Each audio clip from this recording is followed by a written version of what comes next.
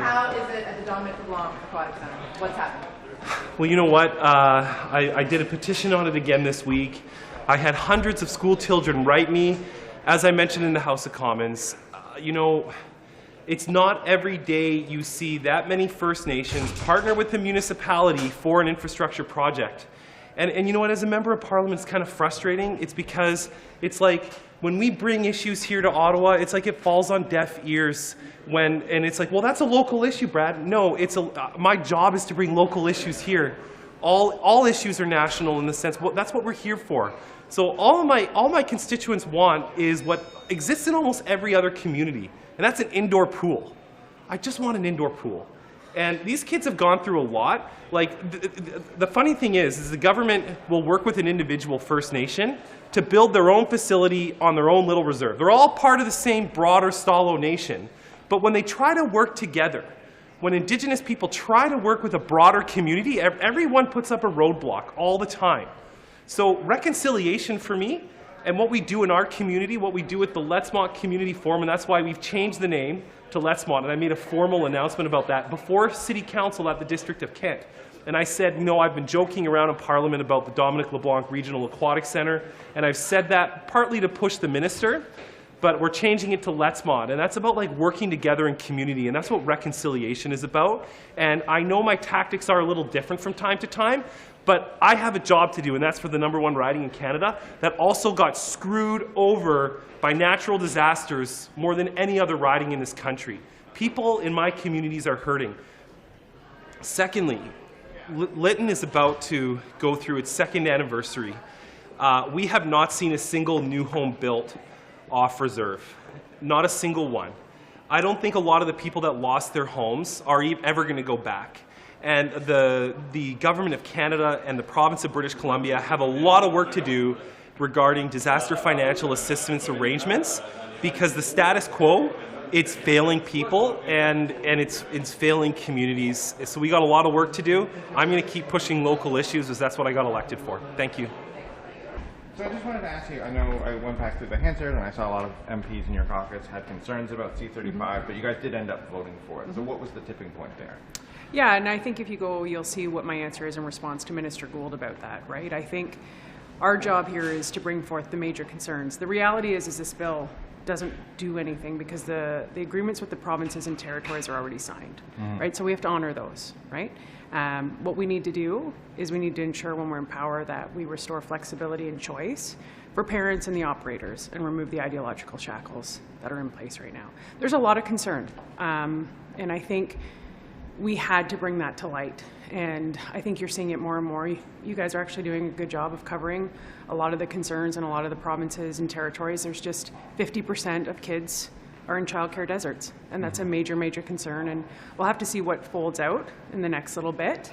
But the way that it's set up right now, it is set up for the provinces and territories to take the blame for the federal government's incompetence. When you say restore, that to me that implies that you would, what, change the program, axe the programs if you formed government? Like, what do you mean restore?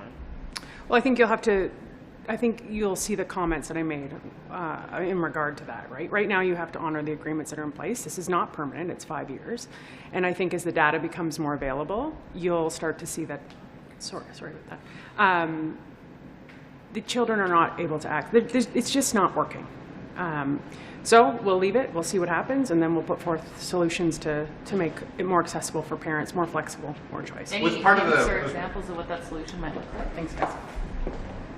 On entend parler d'un remaniement dans les rangs libéraux cet été, remaniement ministériel. Ça vous dit quoi sur le printemps qu'ils ont eu, les libéraux, au pouvoir? Ben, je pense qu'il y a quelques ministres qui ont trouvé le temps long. Hein. Je pense à M. Mendicino, ça n'a pas été de ses meilleures performances, mettons. Pensez-vous qu'il peut encore avoir sa place là d'une manière ou d'une autre?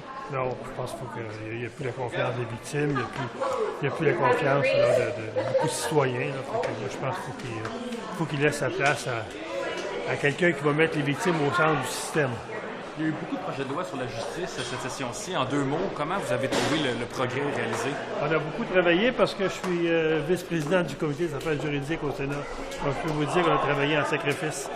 Mais je vous dirais que la grande majorité des projets de loi ont rendu la vie facile aux criminels, beaucoup plus que, je dirais, renforcer les droits des victimes. Je pense au C5, je pense à une foule de projets de loi où on rend la vie relativement facile aux victimes. Je pense au S12 qu'on va adopter aujourd'hui au Sénat, sur lequel je vais faire je suis critique du S12. Et dans le fond, on revient à ce qu'on avait en 2004 comme registre des prédateurs sexuels, où on va laisser maintenant aux juges décider qui va être inscrit au registre. C'est décevant pour vous, le bilan? C'est décevant parce qu'on va rendre obligatoire l'inscription des agresseurs d'enfants, mais on ne rend pas obligatoire les agresseurs de femmes, alors qu'on sait qu'au Canada, les crimes les plus en augmentation, c'est la violence conjugale, c'est les agressions sexuelles. Donc, je ne comprends pas le raisonnement du gouvernement de vouloir inscrire les pédophiles, mais de ne pas inscrire les violeurs. J'aimerais vous entendre sur les élections partielles de lundi. Comment vous évaluez la performance de votre parti? M. Bernier n'est pas en dehors de la carte nécessairement. Il a encore fait proche de 20 Oxford, les libéraux ont augmenté leur part du vote. Pour vous, vous faites quel bilan de ça? Normalement, une partielle, c'est un vote contre le gouvernement. Normalement, de protestation. Et lorsqu'on voit comment Justin Trudeau est non apprécié par la population, qu'on arrive au statu quo, c'est décevant pour notre parti. Donc, il faut se retrousser les manches, puis il faut travailler plus fort. Moi, je le dis toujours, on a 3 grands défis comme parti.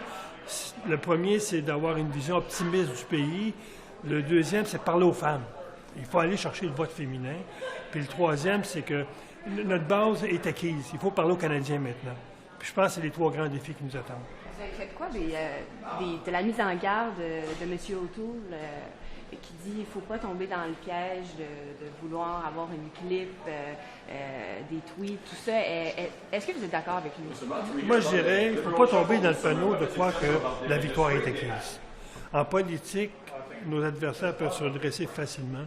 Donc, il faut, comme parti, parler aux Canadiens. C'est notre grand défi. Les sénateurs, vous avez fait l'objet de beaucoup de critiques, surtout du côté du gouvernement. Projet de l'arme à feu?